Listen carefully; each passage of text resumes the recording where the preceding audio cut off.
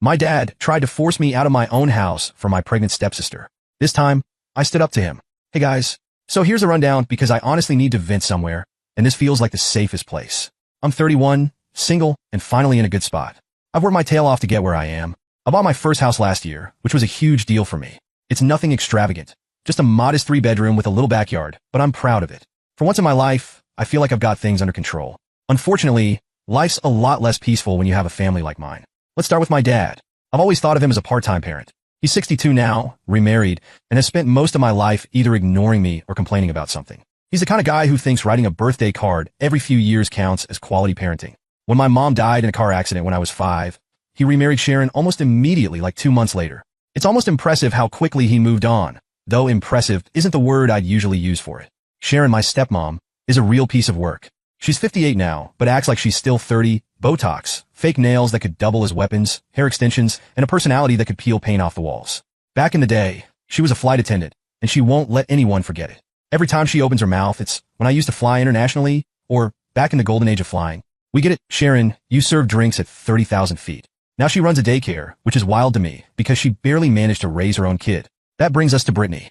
She's 29, and technically my half-sister, though we're about as close as two strangers in a checkout line. She's Sharon's daughter from a previous relationship, but my dad's treated her like his golden child since day one. She's the family's pride and joy, though I'd argue that's more about my dad and Sharon being delusional than anything Brittany's actually done. She's made some unique career choices. She works as an escort, which is fine, it's her life. She also has an OnlyFans account. The only problem? She's terrible at it. Brittany's always broke, which tells me her business isn't exactly booming. I found out about it when a friend of mine awkwardly showed me her profile after she hit him up, not realizing we were related. Imagine how much fun that conversation was. However, my dad calls her his pride and joy, completely oblivious to what she does for a living. Now, I'm not super conservative, but I do have my principles and am focused on my career. I date when I have time, trying to get to know women properly. Growing up, Brittany was the princess of the house, and I was the extra. I lived with them until I was 8, which is when Sharon famously said, "I'm not raising someone else's spoiled kid." Spoiled? Me? I didn't even have a bike because my dad forgot to get me one for Christmas. Anyway, that's when they decided boarding school was the answer. Sharon could have her perfect little family without me in the way, and my dad could pat himself on the back for providing a better education. In reality, it was just their way of dumping me somewhere far away, so they wouldn't have to deal with me. My mom, though, was different. She genuinely cared about me, and losing her was the worst thing that's ever happened to me. She was late picking me up from school one day, which was completely out of character, and I remember sitting on the curb waiting. Turns out, a guy ran a red light and hit her car at an intersection. She died on the spot. The guy walked away with a broken arm.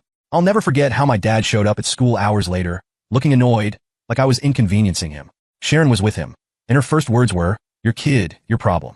Don't expect me to take care of him." Even at 5, I could tell she wasn't joking. They didn't waste any time shipping me off to boarding school after that. Fast forward to now. I've worked hard to build a life for myself. I went to college, got a decent job, and saved every penny I could. I skipped vacations, lived in a tiny apartment with questionable plumbing for years, and finally bought my house last year. It's the first thing I've ever owned that feels like it's truly mine. My dad? He didn't even say congratulations when I told him about the house. His only response was, "Oh, must be nice." You can practically hear the jealousy dripping off his words. For a while, I kept my distance from them. I mean, why wouldn't I? They've never really been supportive or even kind. But when I bought the house, I thought maybe, just maybe, this could be a turning point. I figured I'd invite them over for a housewarming party, show them that I've done okay for myself, and maybe get a tiny bit of acknowledgement. Stupid, I know, but sometimes hope makes you do dumb things. So, against my better judgment, I invited my dad, Sharon, and Brittany to the housewarming party. I thought it might be a good way to mend fences, or at least keep things civil. Looking back, I don't know what I was thinking. These people don't do civil, they do drama, and they do it well. But hey, I guess I thought they might surprise me. And that's how I set the stage for the disaster that's about to unfold. If I'd known what was coming, I would have saved myself the trouble and just sent them a postcard with a picture of the house. The day of the housewarming, I woke up early to get everything ready, cleaning, organizing, setting up snacks. It was a whole production. I even went out of my way to make sure there were things everyone would like, which was honestly more effort than my dad or Sharon ever put into anything for me. My playlist was carefully curated because nothing says awkward like dead silence at a family gathering.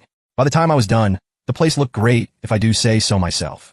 They showed up an hour late, because of course they did. Sharon was the first one through the door, her heels clacking loudly on the hardwood like she was making an entrance at a gala. She stopped in the entryway and scanned the room, her face twisted into that familiar, not impressed expression. "Well, this is cozy," she said, stretching out the word like she was searching for a polite way to say something else. Then she added, "It's fine for someone single, I guess." Behind her came my dad, hands in his pockets, looking like he was doing me a favor by showing up. He barely glanced around before saying, "You didn't tell me you were looking for a house. You could have asked for my advice." I know a thing or two about investments, right?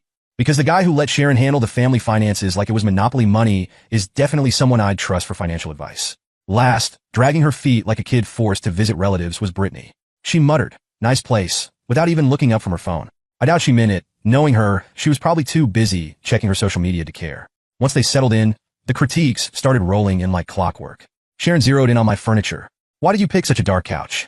It makes the room feel heavy. You should have gone for something lighter, more inviting." Then she glanced at the curtains. "Oh honey, no. These aren't working at all.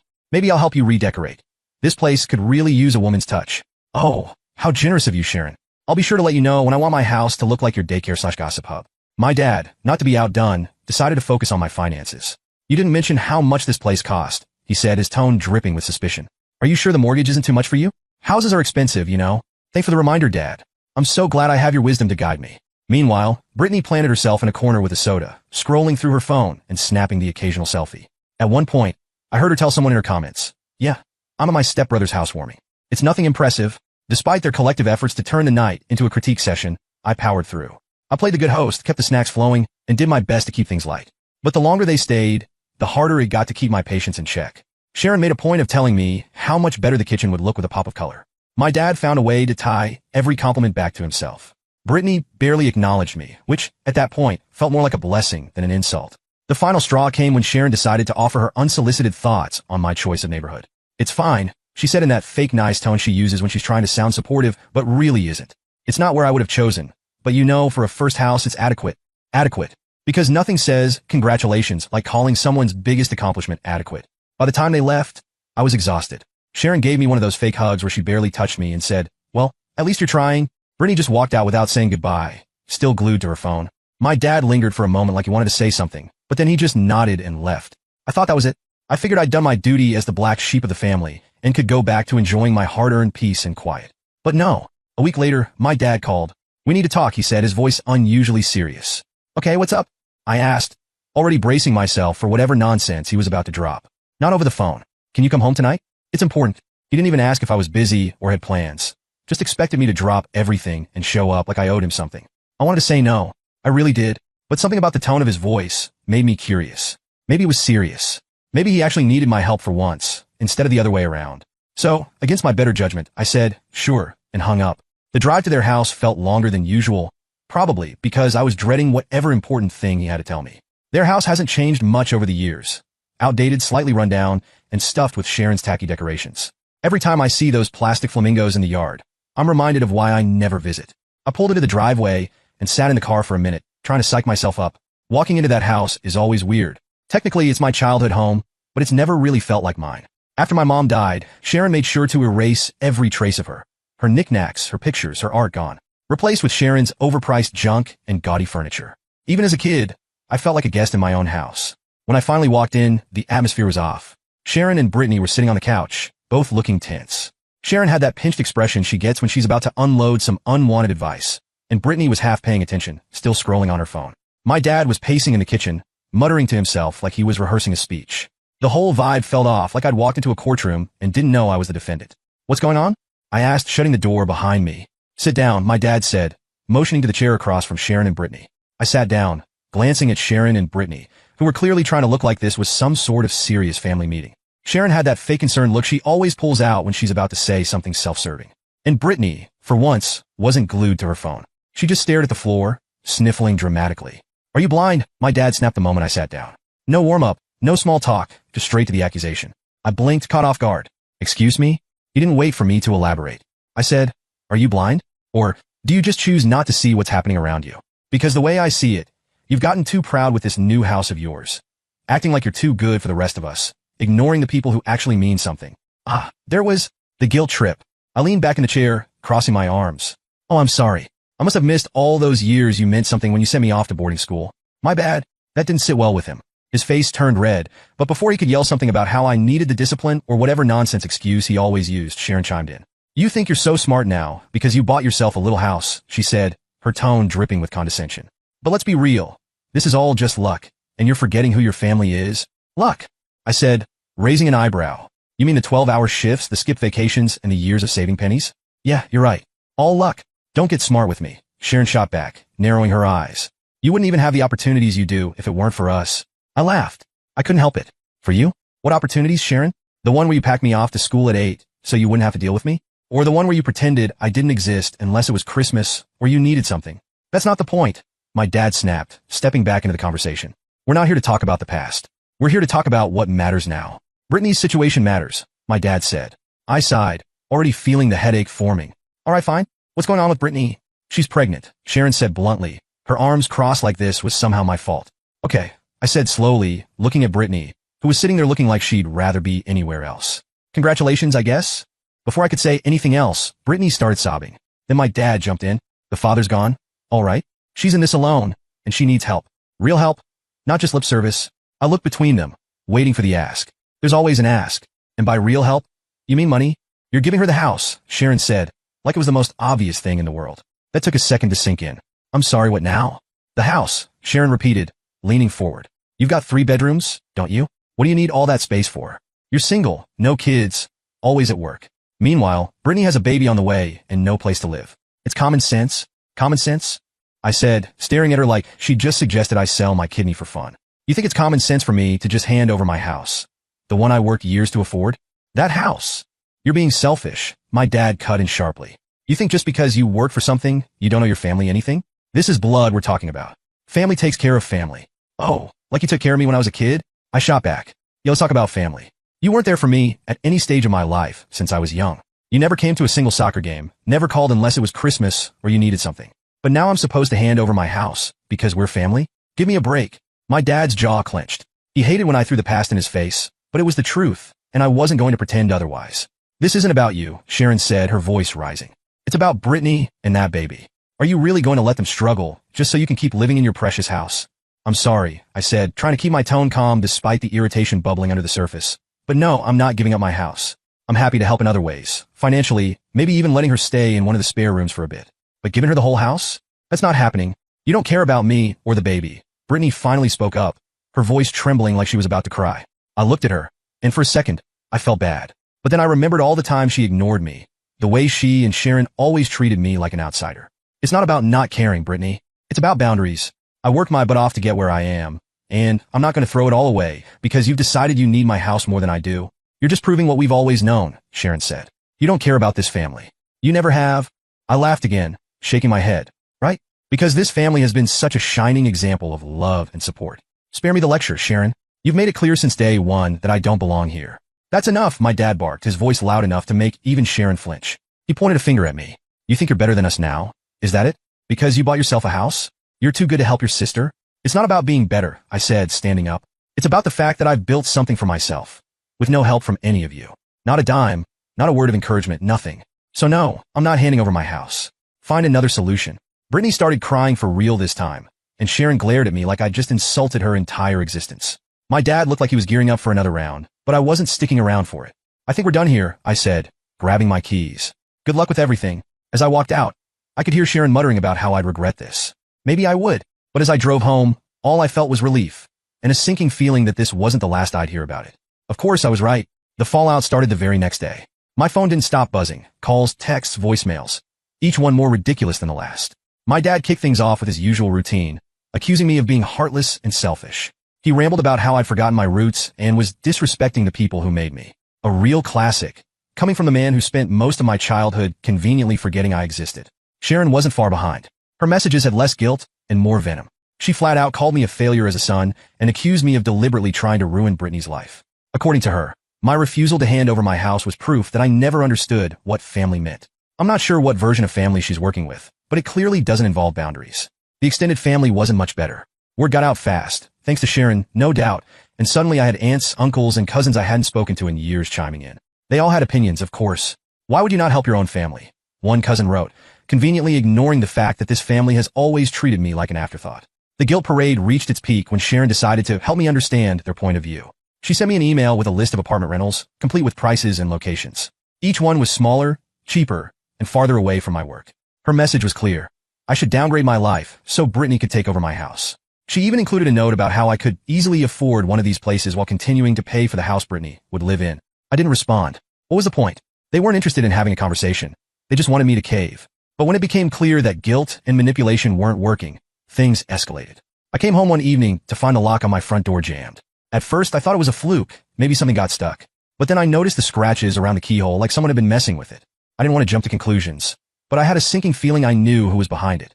Sure enough, when I checked the security camera I'd installed a few months back, there she was, Sharon, fiddling with my lock in broad daylight. The audacity was unreal. Not only had she decided to break into my house, but she hadn't even tried to be subtle about it. She walked right up, looked around like she owned the place, and went to work. I called a locksmith to fix the lock and installed an additional security camera, this time pointing directly at the driveway. I didn't say anything to Sharon or my dad because, honestly, I wanted to see how far they'd take this. It didn't take long to find out. A few days later, I came home to find the front yard trashed. The garden I'd been working on was destroyed. Plants ripped out, dirt scattered everywhere. Someone had thrown garbage across the lawn, and there were dents in the mailbox like someone had taken a bat to it. At this point, I was beyond livid. I checked the security footage, and surprise, it was Sharon again. This time, she brought Brittany along for the ride. The two of them spent a good 20 minutes wrecking the yard, laughing and taking pictures like they were at a party. I'd had enough. I called the police and filed a report. They took statements, reviewed the footage, and told me they'd follow up. Sharon and Brittany must have realized they'd gone too far because I didn't hear from them directly for a couple of days. Instead, my dad took over. He called furious, saying I'd humiliated the family by involving the police. Apparently, I was supposed to just sit back and let them destroy my property because family handles things privately. Sure, Dad, because handling things privately has worked out so well in the past. The next week was a nightmare. Every time I thought it was over, they found a new way to make my life difficult. Sharon sent me more texts, this time demanding an apology and threatening to sue me for emotional distress. Brittany posted vague messages online about how I was a toxic family member who had turned his back on a pregnant woman in need. But the final straw came when I got a call from my boss. Someone had emailed him anonymously, claiming I was unstable and engaging in illegal activities. The email was full of lies, completely baseless, but it was enough to cause an awkward conversation at work. I knew exactly who was behind it. Sharon and Brittany had officially crossed every line. That evening, I drove home, my mind racing with anger and frustration. I'd done everything I could to set boundaries, to stand up for myself, and to make it clear that I wasn't going to be bullied. But clearly, they weren't getting the message. As I pulled into my driveway, I spotted a piece of paper taped to the door. It was a handwritten note from my dad saying, "We need to talk." Of course we did. I crumpled the note in my hand and went inside, already dreading whatever fresh nonsense was waiting for me. The crumpled note sat in my hand like a ticking time bomb. As much as I wanted to ignore it, I knew I couldn't. Cutting them off had been liberating, but things had already escalated to vandalism and harassment, and I wasn't about to let it slide. I needed to confront my dad face to face, get some answers, and make it crystal clear where I stood. The next morning, I drove to their house. The driveway was cluttered with Sharon's usual mess: plastic flamingos, wind chimes, and some dying potted plants she'd probably forgotten to water. I parked and walked up to the door, not even bothering to knock. I wasn't in the mood for pleasantries. My dad was sitting in the living room, flipping through TV channels. When he saw me, he smirked like he'd been expecting me to show up eventually. Sharon wasn't in sight, which was probably for the best. "You got something to say?" I asked, standing in the doorway. He set the remote down and leaned back in his chair. "So, you finally decided to stop ignoring your family." I let out a dry laugh. "Family? I'm fed up with that nonsense because from where I'm standing, family doesn't trash someone's yard or try to break into their house." His smirk faltered, but he didn't look surprised. "I don't know what you're talking about." "Don't play dumb," I snapped. "I have security footage. I saw Sharon and Brittany messing with my locks and destroying my garden. Don't even try to deny it." For a moment, he just stared at me like he was trying to figure out how to spin it. Finally, he shrugged. "Sharon was just trying to get you to see reason. You've been so stubborn lately, ignoring what's best for the family." I couldn't believe what I was hearing. "What's best for the family?" I repeated, my voice rising. "You think breaking into my house and vandalizing my property is what's best for the family? That's insane." He stood up, trying to look imposing, but I didn't back down. "You're overreacting. Sharon and Brittany just wanted you to understand how serious this is. You've been acting like you're too good for us, like you don't care about your sister's situation." "Oh, I care," I said, stepping closer. "I care enough to tell you that if either of them shows up at my house again, I'm pressing charges. No warnings. No second chances. Do you understand me?" He scoffed, shaking his head. "You're really going to call the cops on your own family?" "I already did," I said bluntly. "And I'll do it again. You think I'm joking? Try me." The room went quiet. For once, my dad didn't have a snarky response. He just sat back down, muttering something under his breath about how I was being unreasonable. I didn't stick around to argue. I'd said what I needed to say, and I wasn't about to waste more time trying to convince him I was in the right. I turned and walked out, slamming the door behind me. For a couple of days, things were quiet. No calls, no emails, no surprise visits.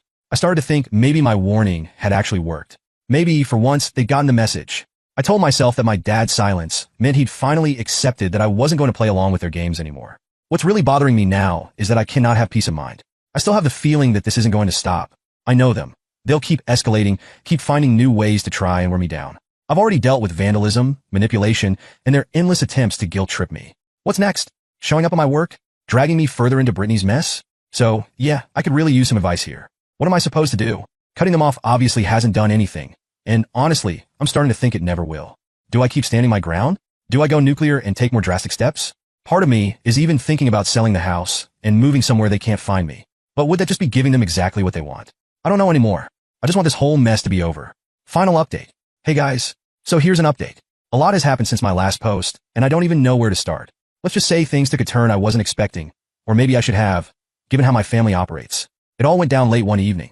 I was sitting at home, finally enjoying some peace and quiet after cutting ties with my dad, Sharon, and Brittany. For a few blissful days, there had been no calls, no emails, and no random passive-aggressive messages from extended family. It was starting to feel like I'd made the right choice. Then I heard shouting. At first, I thought it was just the usual neighborhood noise, someone arguing with a neighbor or a couple of teens being loud. But the yelling got louder and closer, and that's when I realized it was coming from right outside my house. I peeked out the window and saw a guy pacing on my lawn, shouting to himself like an angry dog looking for a fight. He was gesturing wildly, his voice getting angrier by the second. I opened the door cautiously, keeping it cracked. "Can I help you?" I asked, my heart already racing. "You're the guy, aren't you?" He barked, pointing a finger at me like he'd found the villain in a crime drama. "The one messing with Brittany." My stomach dropped. Of course it was about Brittany. "I don't know what you're talking about," I said, keeping my tone calm but firm. "Don't lie to me," he shouted, stepping closer to the door. "She told me everything, said you've been screwing her over, backing out of deals, ruining her life. You think you could just do that and get away with it?" I stared at him, completely dumbfounded. Brittany had apparently dragged one of her clients in her vendetta against me. This guy looked furious, but more than that, he looked unstable. "Listen," I said, trying to keep my voice steady. "I have nothing to do with Brittany. Whatever she told you, it's a lie. Now I suggest you leave." "Bullshit," he snapped, stepping onto the porch like he was daring me to do something. "You're not getting rid of me that easy." At that point, I slammed the door and locked it. My heart was pounding, and I couldn't believe what was happening. This random guy, someone I'd never met in my life, was pounding on my door, shouting threats and demanding I come out.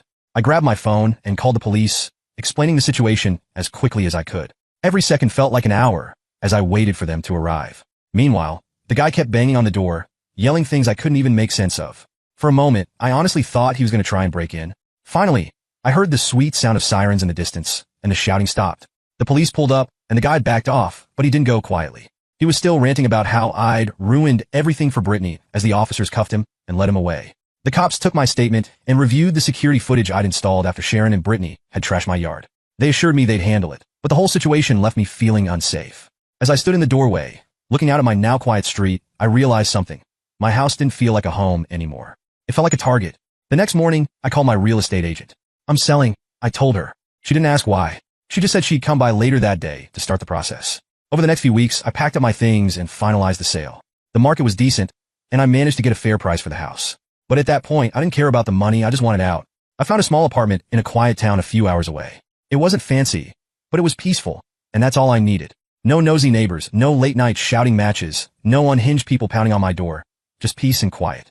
Moving day was bittersweet. As I loaded the last box into my car, I took one last look at the house. It had been my dream once, a symbol of everything I'd worked for. But now, it was just a reminder of all the drama I wanted to leave behind. As I drove away, I felt a weight lift off my shoulders. I'm finally free. Free from the guilt, the manipulation, the endless demands. Sometimes cutting ties isn't enough. Sometimes you have to walk away completely, burn the bridge, and start fresh. That's exactly what I did. Now I'm settling into my new place, and for the first time in a long time, I feel at peace. No calls, no texts, no drama. Just me, my quiet apartment, and the freedom to live my life on my terms. So, yeah, that's the update. It's been a wild ride, but I finally feel like I'm in a good place. Thanks to everyone who encouraged me to stand my ground and take control of my life. It wasn't easy, but it was worth it. Here's to new beginnings.